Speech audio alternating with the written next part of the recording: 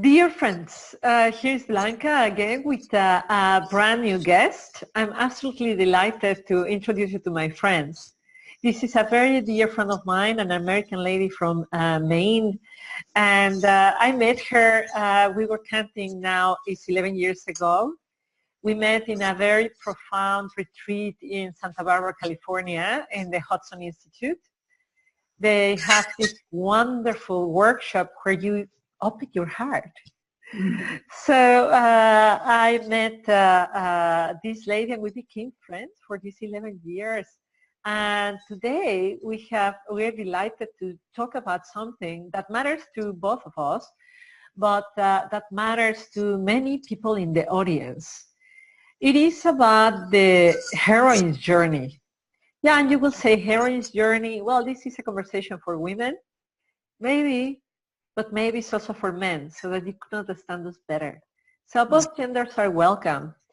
And who is this lady? Her name is Susanna Liller. And she's highly experienced in business, but she's a very accomplished coach already for more than a decade working, empowering women to find their path, to build the journey, to transform themselves and to grow. So Susanna, I'm delighted to have you here. Welcome. Thank you, Blanca. How wonderful to be here with you. Being here across the world from you is a pleasure. So tell me, I think it's very, very relevant what happened those 11 years ago when we met and what transformed inside you that led actually ultimately to this book. It did. Yeah, so I think I'm going to share that story, but I want to just tell you that I get these quotations every day, and this one just seemed to be so pertinent to the book and what we're talking about, and it's from Krishnamurti, and it's this quote: "What you are, the world is. What you are, the world is. And without your transformation, there can be no transformation of the world. Without your transformation, there can be no transformation of the world." And that's it for me. That's why I wrote this book, because the heroine's journey takes you on a journey of transformation. And women particularly, I think, believe that they can't be so selfish and just focus on themselves and their own transformation. But to me, it's the key to changing the world is if you work on yourself. So just wanted to start with that quotation because it's perfect for our conversation. So you and I met. I was in a consulting firm. I was doing organizational development work and executive coaching, which I'm still doing. And I thought it'd be great to go to coaching school, but first you go to this life launch experience. And, you know, on the heroine's journey, or the hero's journey, the first thing that you pay attention to is getting a call. And a call is something that maybe your soul is urging you to do, your intuition, whatever you want to call it. It's sort of speaking to you in that still small voice. So there I was in Santa Barbara, so leaving Maine, freezing cold Maine, in January, going to Santa Barbara, meeting you in that beautiful place full of flowers. And I began to get this little voice, you know, maybe it's time to do something. And in the book, and of course, I have a copy right here. In the book, we talk about that as a leap. You hear your intuition, you hear your soul speaking to you, and it's asking you to go on a journey, to make a leap into the unknown. So you first hear it, and I didn't know what it was telling me to do, and I still was thinking, I'm taking this, and I'm going to go back to the consulting firm, and in large part, I work with groups in conflict. And again, I'm still doing that. But lo and behold, through the exercises, I got the message more clearly that I was meant to leave the consulting firm and I was meant to go out on my own and do my own work. So I leave the consulting firm and I continue to do the coaching program at Hudson. And in the middle of the year, you're asked to start writing a presentation or a paper on how you want to make your mark in the coaching world. And I wasn't sure what I was going to do. Other people had theirs all done. I hadn't even begun. And somebody invited me here in Maine to go listen to a woman speak about the hero's journey and how the Wizard of Oz is the hero's journey, and to explain the connection. And I went, it was in August, to Camden, Maine. Maybe some of your listeners have been there. It's a beautiful place. And it was like the windows came open, the lights came on. It was, oh my gosh, this is the framework for working with people, that there is a path with milestones that all of us are on. It's the path of development, getting us to our full potential. It's in books and movies and stories, and it has been so since Homer came up with the Iliad and the Odyssey. It's ancient, and it's in all cultures all around the world. So it's a way of connecting us all.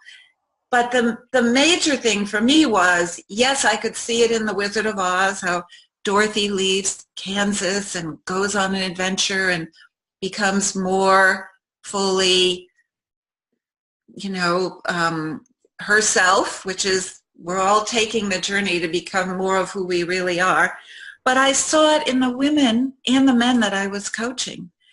And if they were willing to listen to that call, like I did when I left my consulting firm, and I've heard many other calls in my many years, then they leave their comfort zone, they go on a journey, and the things that happen to them grow them into their bigger selves. And so that's sort of what happened at Hudson that got me. And so doing the presentation and my report on the hero's journey, I called it Finding My Own Ruby Slippers. It was the seed. So that was in what did we say, 2007 and 8? That was the seed planted for this book. And it did take me 5 years to write it. I remember about 8 years ago, no, less because he's 8 now, about 7 years ago, my son and I, who was a baby at that time, met you in Paris. You came to Paris not on holiday.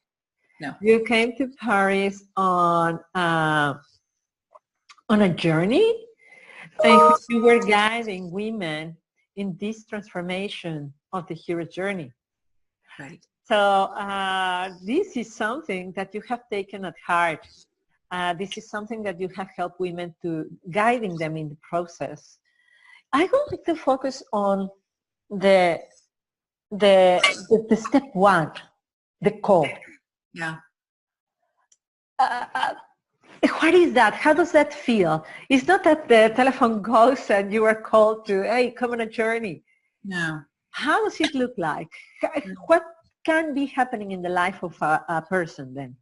No, it's so important because that's the key to getting you going on the journey. And so, of course, you would expect me to say, and I am going to say, it happens differently for everybody.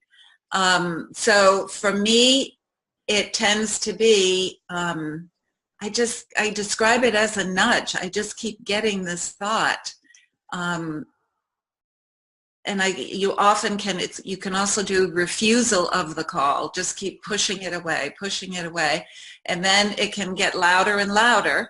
But for example, there are 3 women's stories in the book, and one woman was a professional bicycler, and she was riding and fell off her bike, and after, several things happened that she got checked out and she found out that she had MS, and and that became the start of her call that she was going to be doing something else, and to have to listen to that.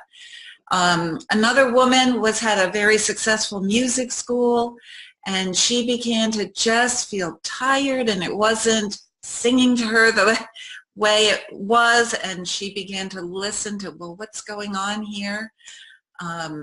So for me, I've been through a long time ago, a divorce. I just found myself crying a lot. So it's being willing to ask yourself, what's going on? Why am I acting differently? What am I feeling?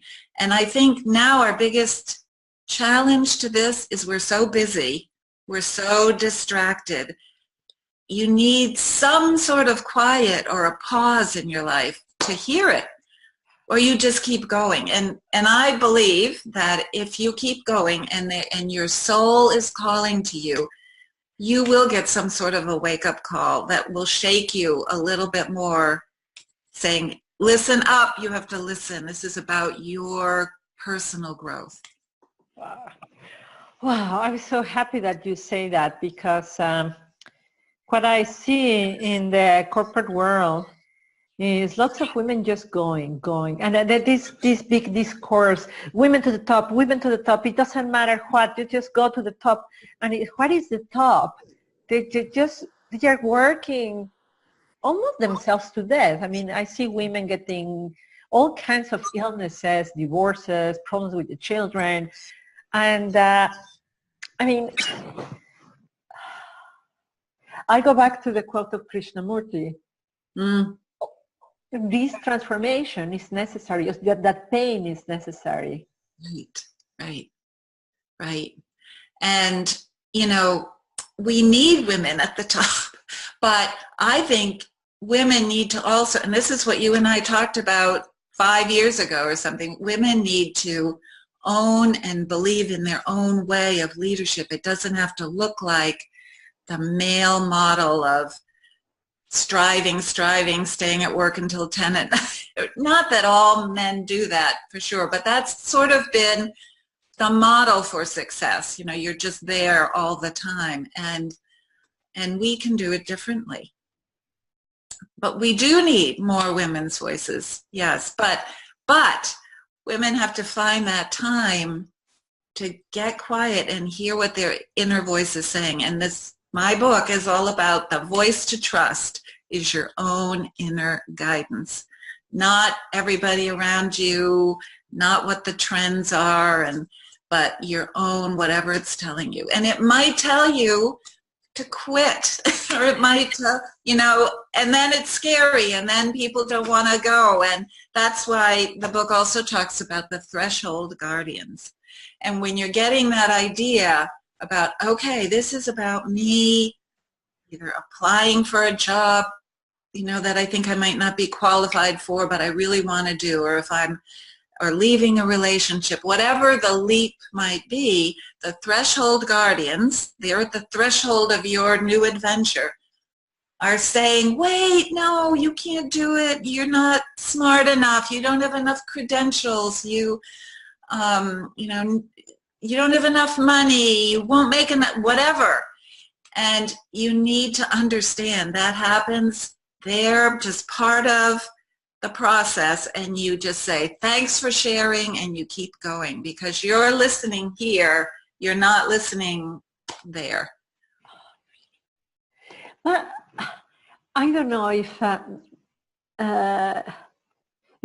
we have a hard time listening to our heart. We have become disconnected. We're pretty good at the distractions of the mobile phone and the television, and how do we actually connect?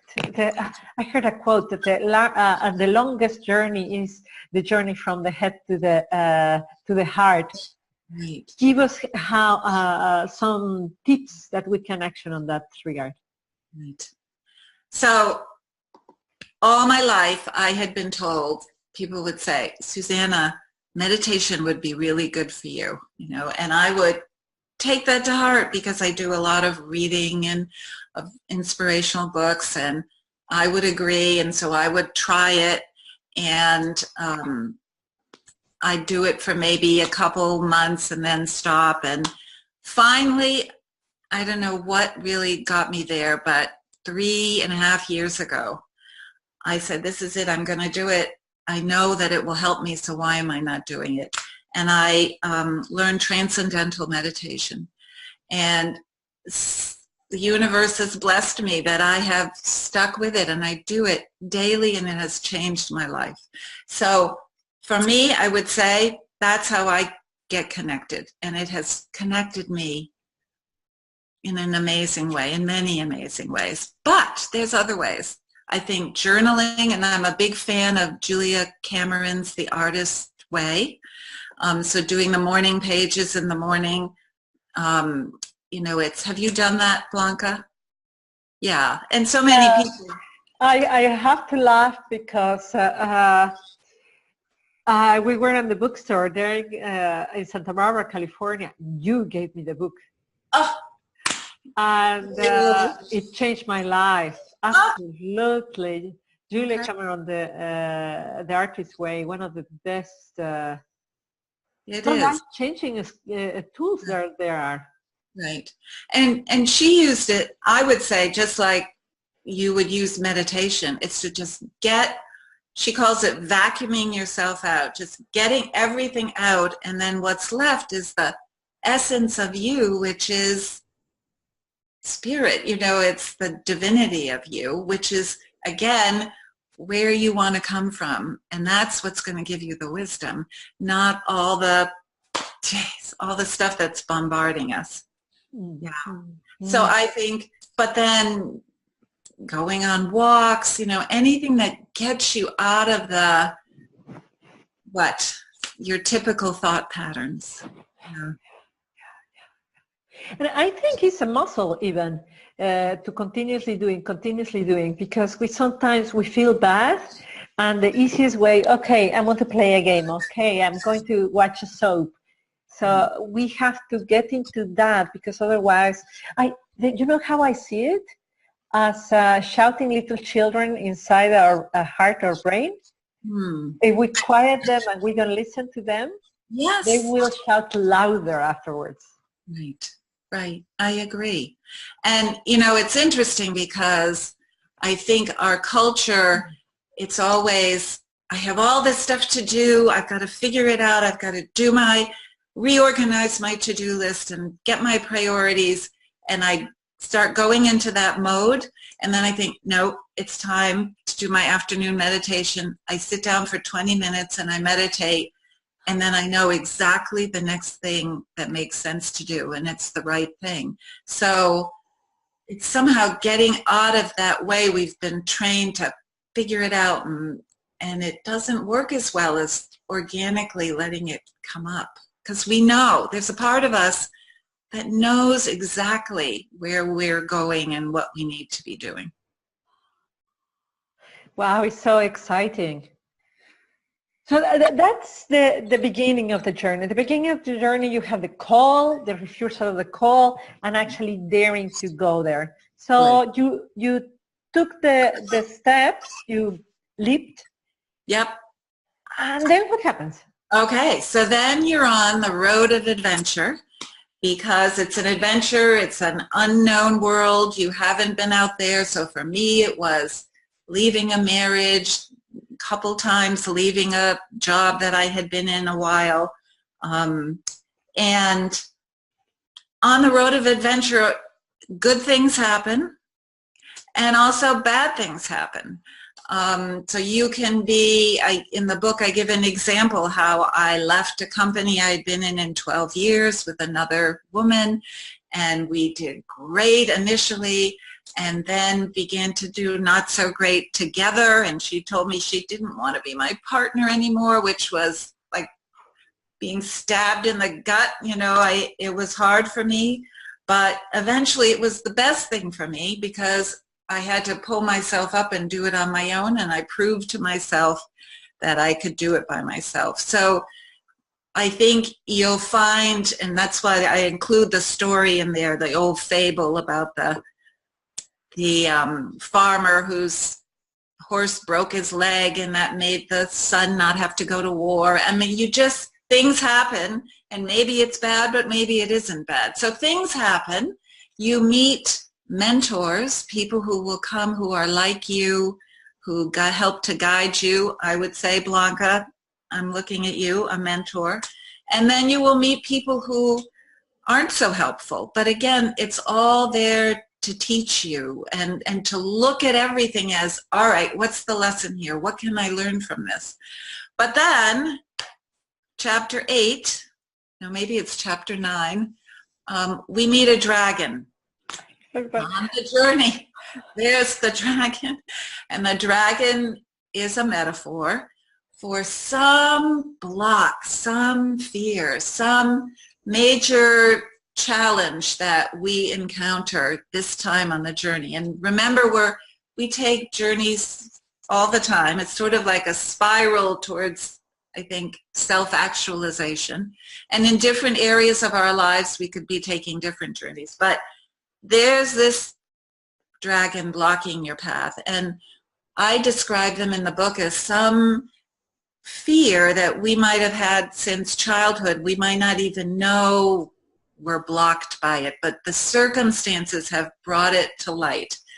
And often, and I have people write letters to their dragons, and the dragons write back, and they draw pictures of their dragons. And women, I find, are not about slaying the dragon. They're about what's going on here?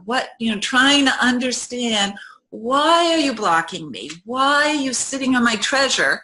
And the treasure being my beautiful self, and fully realizing that. And often it's, we're trying to protect you. We don't want you to get hurt. I'm working with a woman right now who is a great artist, and she is prevented by a dragon in her psyche that says that if it's not perfect, don't do it. Don't draw unless it's perfect drawing. It's a very, very harmful dragon to her, and she really wants to draw. So when she asked it, what's going on here? And the dragon said, well, it's because I don't want you to get the criticism that you're going to get. The world will vilify you for not being perfect as an artist. So what women do is get to understand that, and that helps them move through it. And then they're on the other side of the dragon, and they receive gifts. And the gifts can be just more confidence from having gone through that, or releasing whatever that dragon represented. But there has been learning on the journey. They come back through the return threshold, and they come back, again, it's a metaphor, to their village, which is their community, and they share their gifts, what they've learned. So that's kind of the full cycle. And let me just say, so Joseph Campbell, who wrote The Hero with 1,000 Faces, who was the guy who really popularized and brought to the fore the hero's journey, which he always said hero could stand for women or men. He had many other steps, but I wanted the basic steps because I wanted women in particular to know about it, to know that they were on this journey, to know that they were heroines, and I could prove it to them because I know their lives represent the journey.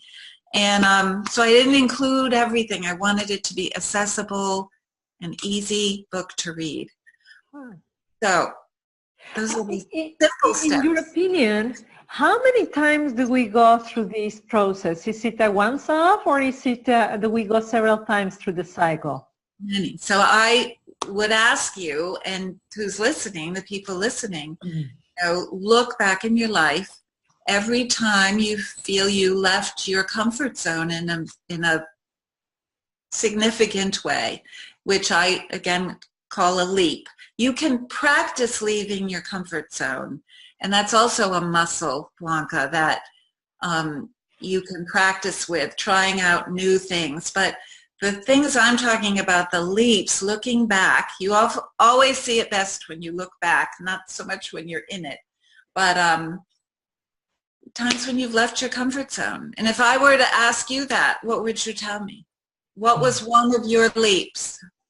Well, definitely 11 years ago when I left the corporate world, that was a huge leap. Huge. Yeah. Yeah. And so, and I'm sure you've done similar, you know, maybe not as big as that one, but when I look back, I look at my divorce, the times I've left companies and gone out on my own. So right now, I'm thinking about one. And just to give you a sense of what that's like, so here I've been working with companies doing organizational development, which means mostly strategic planning, conflict management, and it's mostly how I've earned my money. And now this book has come out, and I'm not having a lot of time to devote to it, to do this, which I really want to do. I'm thinking, oh my gosh, maybe it's time for me to let go and leap and leave that behind. Yeah. I haven't decided, but it's beginning to knock, you know. I'm getting that nudge. Would you say that this is like the constant renewal, like the seasons, like becoming who we are through this daring and suffering and petting the dragon, making peace with the dragon and coming back is a way to grow and to become more authentic. We will become one day? Yes, more of who you really are.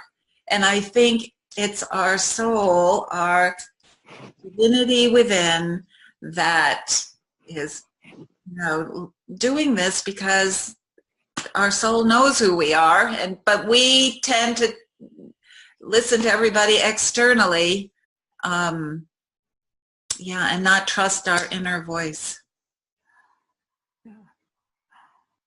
That's for me, that's what resonates the most, to listen to our own voice. Right. Yeah. Well, you know, the listeners, by definition, are in all different levels of, in their own, not levels, because that doesn't exist. That's a wrong word.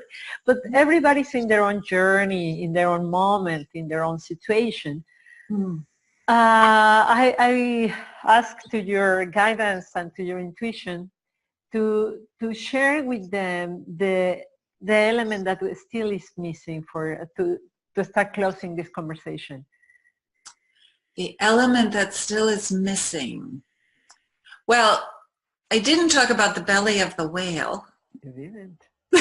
So the belly of the whale is a place you get to on the journey where you feel, oh my gosh, I don't know if I'm right side up or upside down and what's happening, and I'm unsure and I don't know.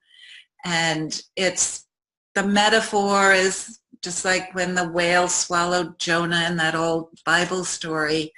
And it's what the journey does to you is it can shake you. And the reason why it's shaking you is it's time to transform. It's time for you not to be the same old Susanna or Blanca. And it's birthing you into a new iteration of yourself. And is that comfortable? No, it's not. It feels like you're being regurgitated, you know, but it's necessary. And so when I look back at all those hard times, I'm glad that I had them. That woman leaving me, you know, as her partner and realizing I can't be with my first husband anymore and how hard all that was. I wouldn't be who I am today, and I still have a long way to go if those things hadn't happened, as uncomfortable as they were. Absolutely. Yeah. Oh, I love that you bring that forward. You know, recently I took a sabbatical. It's not a sabbatical of a year, but a sabbatical month. Because lots of things happened in my life, and I was really confused. I didn't know what to do. And I went to this psychologist, and she gave me basically one of the best advices I have ever gotten in my life. She put the mirror in front of me and said, your strategy of success has always been action. For now, you're you need to let go of that coping strategy, of that survival strategy, and allow yourself to not take action, to do nothing. Yeah. Whoa, was that difficult? Was terribly difficult. Right. And I bring this up because I assure you that many of the women who are listening are working themselves so hard that they are not able to meditate, that they are not able to feel their body. Where does it hurt? Right. And I don't know if this is when it's the calling or in their lives or is in the belly of the whale. Right. But this letting go of your survival strategies and allowing the journey to bring you growth is very valuable. I'm very grateful to this woman. Yeah, that's, I did the same. That one of the things that allowed me to listen to the call to write the book was I took a sabbatical as well, and I took it for a month, and then I realized at the end of that month that wasn't enough. And so I had to do a lot of stopping things that I was doing in order to have it be quiet enough for me to hear what I needed to do. And that was the beginning. And you also have to be courageous to just get with the silence and the not knowing, because it doesn't always come immediately delivered in a nice package, But if you believe in yourself that there's a part of you that does know, and I so believe that, it will come. Yeah. And it's what you said at the beginning. It's once you leave the head part and go to the heart, and then eventually you have to bring it back to the head to take action, Yeah. Absolutely, absolutely. I think if we get stuck in either, then it's not okay. There have been moments in my life where I was really trying to stay in the heart, and then I did not take action, and I was worse than before. Right. So it has to be both, and it has to be our right brain and our left brain, and But I think the main thing I want people to know is that this is a framework. The heroine's journey is a larger framework in which to view your life. And if you look at it that way, you might get some insights as to what's going on that you didn't know before. It's and the other thing I really like about it is it gives us all common ground. We're all walking the same journey. I don't care where you live or who you are or your social status or anything. It's the same way we all develop and grow in life. So that's kind of cool. Oh, Susanna, I am so delighted about this conversation. I think I would like to start wrapping it up, because I feel that we have been very complete about it. I'm very delighted. So let's try to close it. Let's think, what is the most important thing they need to hear to say goodbye, before we say goodbye? So if you who are listening would look at the heroine's journey or hero's journey and see how you are on that path, that you have experienced these things. I know you have left your comfort zone, gone into an unknown adventure, made it through, probably met some dragons. If you look at that and you recognize, because it's been in literature since the beginning of story, this myth of the hero, you will see that you are a heroine. You are a hero. And, we tend to have this definition that oh, you're a heroine if you save a life, or if you land an airplane in the ocean, or you're always pointing to somebody else. I want you to point to yourself. I want you to see how big you really are and the power that comes with that, and believing with yourself. You will act differently, and you will transform, and then you will transform the world. And yay, that's what we need. We need your light shining. So that's what I want everybody to hear. Wow, I have the goosebumps. I do too.